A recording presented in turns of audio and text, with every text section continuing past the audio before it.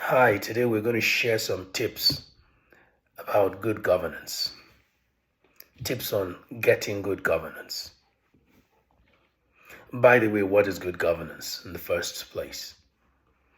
Good governance is the manner in which power is exercised in the management of a country's economic and social resources for developmental purposes.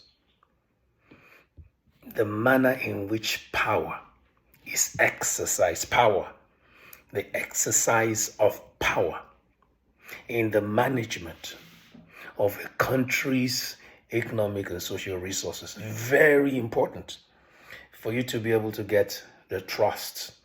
If you miss the thrust of governance, then you missed everything about getting people elected into office in governance.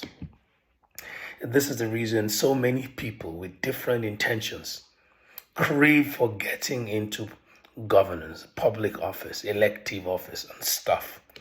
So it is how to manage the power to manage your resources, the general resources of a nation.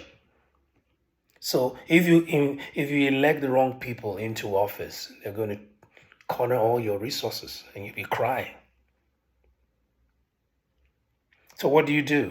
You want to have people who have the right character, the right integrity to be effective in the management of those resources.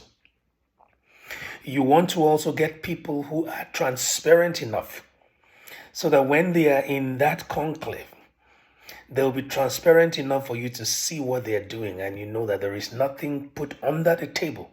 Everything is on the table for everybody to see. You know where your resources are going. You know how it's being managed. You know how it's being distributed. Thirdly, you want to be able to see that you have the opportunity to participate in how those resources are being managed. You don't want to elect people into office who will shut you out of your resources, and you begin to become a beggar to them who are distributing the resources, and they either give to you or they don't give to you, or they play around with you the way they want, or they share it amongst their friends and families and all that. You need the right people who can make sure that everybody participates in the sharing of those resources and the reward system for the sharing of those resources and the necessary legislation to be able to keep everybody where they should be in the collective interest of those resources.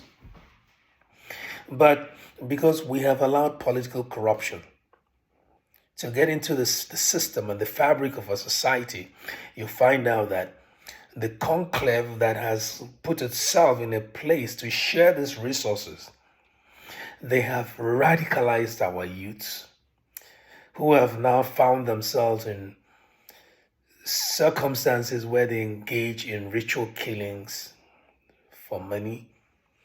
They've gone into armed robbery, brigandry, name it. Why? Because we've allowed the wrong people into public office who are not sharing the economic and social resources equitably.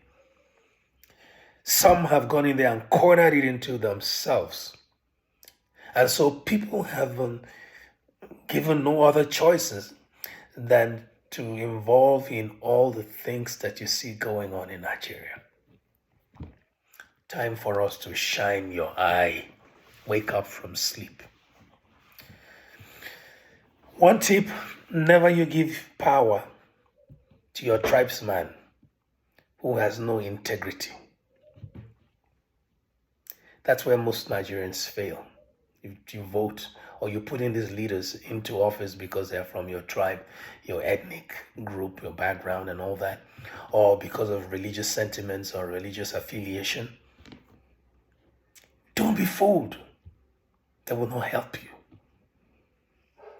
They'll rather make you a slave to all of them. Don't be influenced by a bandwagon effect. Don't do it.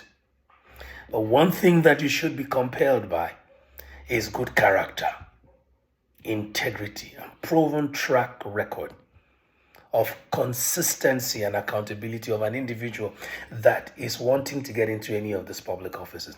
Give your vote to that person. If you do that, Nigeria would come back to its glory, because Nigeria will have the right people in place that are running our affairs. Don't forget, this is a movement we've started, and it's generating a lot of discuss all over the place. You can only help in continuing this generation of interest by subscribing, liking, or commenting in the comment section.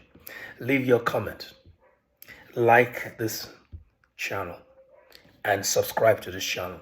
Let's take a new message back to the polity so that we know exactly what we're doing in electing new officers into this conclave to share our resources equitably without thinking about tribe or religion or whatever circumstances that may underline your decision in electing that particular individual.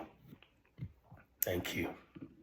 And I pray that this gospel we're starting now will get somewhere where people begin to think before they allow themselves to be coerced into voting for the wrong people into political office.